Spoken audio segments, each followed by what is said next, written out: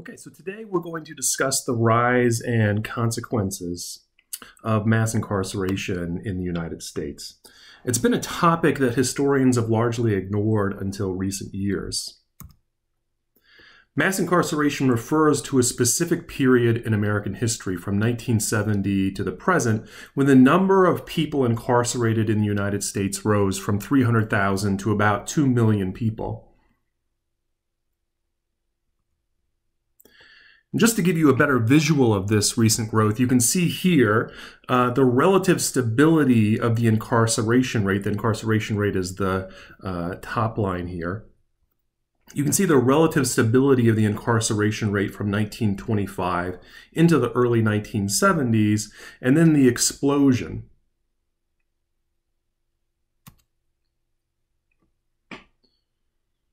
So if you add up all of the people under some form of correctional supervision, which includes prison, jail, probation, and parole, the number comes to 7 million people, or 1 in every 31 people in the United States. So just to put this into perspective, during this period, more people were incarcerated in the US than any other country in the world. Right? The United States hosts 5% of the world's population, but 25% of the world's prisoners. So the big question that historians have asked is, why did this happen? Why the sudden surge in incarceration in the late 20th century? So an important piece of the puzzle is the war on drugs. You can see the dramatic increase in drug-related arrests here. In 1970, there were 322,300 drug-related arrests.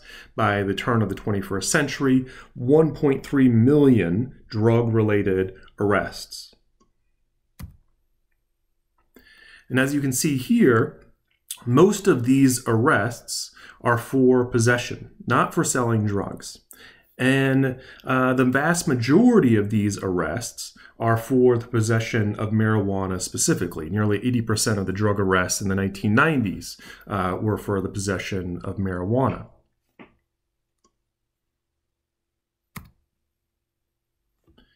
And the drug war really heated up in the 1980s under Ronald Reagan. What changed was federal spending on the war on drugs. And you can see that the DEA's anti-drug spending grew from $86 million to over $1 billion, and the FBI anti-drug allocations grew from $38 million to $181 million. And yet, at the same time, spending for treatment, prevention, and education concerning drug use plummeted.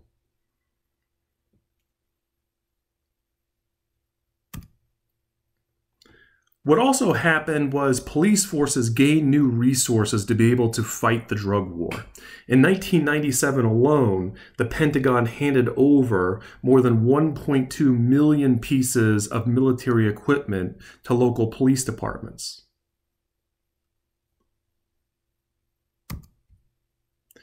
You can see the types of military equipment police forces gained through the 1981 Military Cooperation and Law Enforcement Act. 11,000 police agencies requested 3.4 million pieces of military equipment from the Pentagon. These included requests for things like 253 aircraft requests, including Black Hawk helicopters, 7,856 M16 rifles, 181 grenade launchers, 8,131 bulletproof helmets, 1,061 pairs of night vision goggles. Other legislation gave police forces incentives to make drug arrests. Beginning in 1984, law enforcement agencies could seize not only drugs and drug equipment, they could seize private property used to transport drugs, including cars and planes. So why does this give an incentive to police forces to make drug arrests? Well, when police forces seize private property, that property is sold at auction. And those state and local police forces that seize the property could now keep 80% of that asset's value. So making drug arrests and seizing assets suddenly became a way to increase law enforcement budgets. The next factor behind the rise in incarceration during the drug war is mandatory minimums, which took much of the power of sentencing away from judges. The most infamous of these mandatory minimum laws is the one you can see in this slide, the Anti-Drug Abuse Act of 1986, which created different minimums for crack and powder cocaine. The reason that this is infamous is because crack was popularly associated with African Americans and powder cocaine was popularly associated with whites. And so it created harsher penalties for a drug associated with African Americans, despite the fact that chemically crack and powder cocaine are basically the same thing. Another important piece of this puzzle is that sentencing also became harsher at the state level for all crimes, whether it was drug-related or anything you can really think of. So your chances of going to jail were greater, and the chances of going to your sentencing, the chances that your sentencing would be longer were much greater as well. So between the 1980s and 1990s, the chance of receiving a prison sentence following arrest increased by more than 50%, and the average length of sentences served increased by 40%. And again, this is really across the board, not just for drug crimes. Another factor that we look at is changing police practices. So we can look here at Terry v. Ohio, suddenly made legal a practice that will exponentially increase the number of people in prison, which is known as pretext stops. And one of the most popular forms of the pretext stop that you might recognize is called stop and frisk. And so pretext stops involve stopping individuals for minor traffic violations or street violations, such as something as simple as dropping a cigarette on the ground, in order to search for things like drugs. And the DEA actually trained local police forces to use these techniques. The Supreme Court has also pushed back, against one popular police practice. In 1983, the Supreme Court ruled that using a drug-sniffing dog did not constitute a search, which meant the police did not have to have reasonable suspicion in order to use a police dog. But just recently, in March 2013, the court ruled that using a drug-sniffing dog was a search. And you might be actually surprised to see which justices joined together in this opinion, a group of unlikely allies, Justices Scalia and Thomas, who are generally regarded as the court's most conservative justices until Scalia passed away, joined the court's most liberal justices in Ginsburg, Sotomayor, and Kagan. Finally, paramilitary drug raids increased dramatically during this period. These SWAT teams that made this possible, of course, were helped by the Pentagon's equipment that was distributed, which I discussed a few minutes ago. So let's get to the consequences of mass incarceration. One consequence that historians have focused on is how mass incarceration has impacted some groups more than others.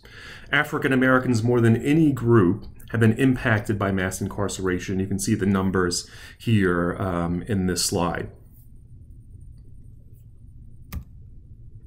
Right, to put these numbers into perspective, if you add up all of the African Americans in prison in the United States, they constitute 9% of the world's prison population.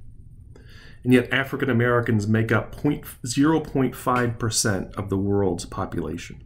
Right? And there are more African Americans under correctional control today than were enslaved in 1850. And to offer a visual here, this shows racial disparities in incarceration since the 1920s.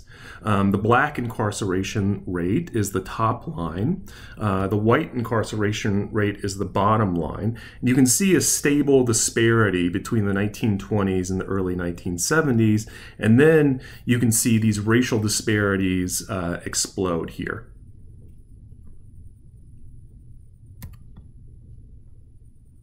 You can see here how the drug war impacts African Americans. African Americans' share of all drug arrests in the United States increased from 26.9% to 46% in the 1980s alone. So one popular response to these numbers that I hear sometimes is that just African Americans just sell and do drugs at higher rates than everybody else. Well, we actually know that's not true, right? So if we look at marijuana, for example, which forms the bulk of drug-related arrests, survey numbers that we have, where we get some of these numbers from, show that black and white students, for example, use marijuana at the same rate. You can see the disparities concerning other drugs in these second statistics here. And if we look at student statistics we have for selling drugs, we find that whites sell drugs more than African American students. And the data we have for all people, if we look at all ages, right, the majority of Americans who use and deal drugs are actually white in the United States.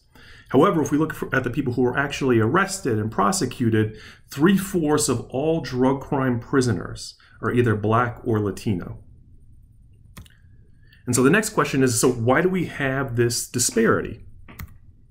One of the biggest explanations is that black and white neighborhoods are policed very differently, which gets back to pretext stops that we discussed just a couple of minutes ago.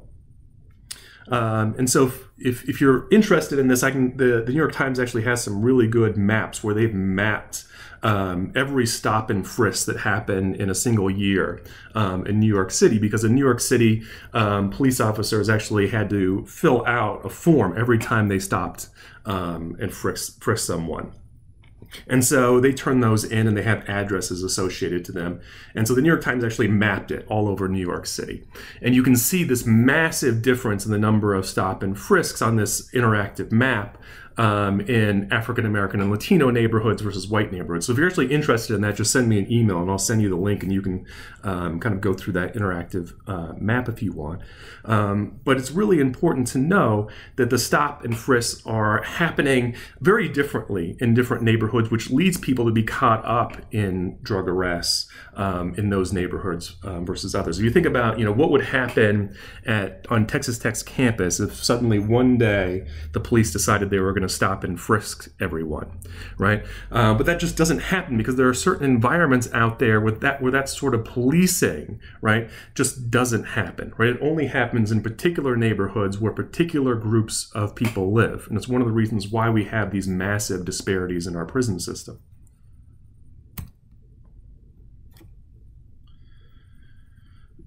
And so given those massive disparities, actually, some scholars have claimed that just at the moment when the civil rights movement began to score big political and legal victories, which undermined the legal infrastructure of Jim Crow, it's the same moment when mass incarceration helps to create what some scholars call a new Jim Crow regime, right? And you don't need to agree with this, but I just want you to hear this argument, since you might hear it in the future because it's a popular argument.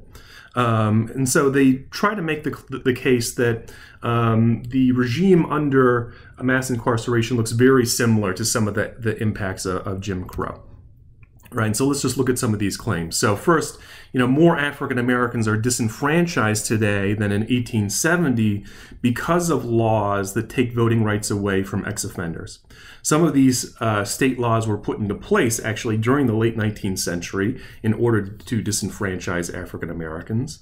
Laws in other states were not put into place specifically to disenfranchise African Americans, but they have the same outcome nevertheless. Right, because the drug war has disproportionately impacted African Americans, these laws concerning voting rights also disproportionately impact African Americans. Right, there are counties now, because of these laws, where more than 30% of residents of voting age cannot vote. One of them here you can actually see is in the state of Texas. And they actually have a pretty big impact on elections. And one of the reasons why that it's really difficult for activists to reform these laws is because reforming them would disproportionately impact one political party, right? And that makes reform much, much more difficult. Another way incarceration has impacted contemporary politics is because the war on drugs has incarcerated lots of people in cities, but those people are often incarcerated outside of cities, right? And you can see here that, people incarcerated in New York City often end up in prison cells in upstate New York. And so why would this impact politics is the question. Well, those prisoners are counted, the ones from New York City who are sent out into the rural areas, those prisoners are counted for the purpose of creating voting districts as residents of the place where they are incarcerated, right? So despite the fact that they cannot vote, they help rural communities meet the minimum population requirement to have their own voting district, which means that largely white rural New York population, in this example, gets to send more representatives to the state government because they have a prison, right? Occupied primarily by African Americans and Latinos. Finally, one of the few groups that businesses can legally discriminate against still is ex-offenders. The federal and state governments can also discriminate against ex-offenders in selecting jurors and in providing public benefits, right? And that sort of discrimination in employment and on juries and in distributing public benefits were all important parts of Jim Crow.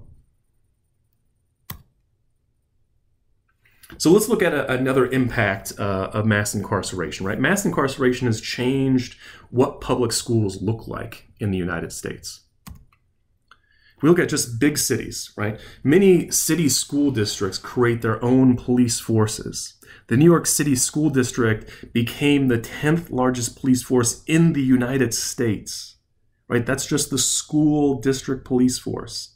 Is larger than the entire police forces of Washington, D.C., Detroit, Boston, Las Vegas. Right? In recent decades, juvenile correctional facilities have been filled with students who have not committed actual criminal violations, but rather simply violated school rules. That violation of simple school rules have put people into juvenile correctional facilities now. Also, when we look at the urban crisis, which historians often see as white flight and the industrialization that we've read about in the textbook, right? Historians have begun to argue that you really can't understand that urban crisis without understanding mass incarceration. Finally, let's look at how mass incarceration has impacted the economy. The common story over the past 50 years has looked at companies moving jobs outside of the United States in search for cheap labor. One of the overlooked changes has been manufacturing jobs moving into prisons in search for cheap labor. You can see one example from Texas where Lockhart Technologies laid off workers in Austin and reopened in a prison 30 miles away. Here's another example in Eugene, Oregon, where a hospital canceled a contract with a unionized linen service and switched to prison labor. Right? And so the big thing here that I want you to understand is just how unprecedented this shift is in American history. This massive growth in mass incarceration that, if you're under the age of 50 or so, or even 60, is something that we've just kind of lived with and we almost think about as natural, but this is a recent creation in American history.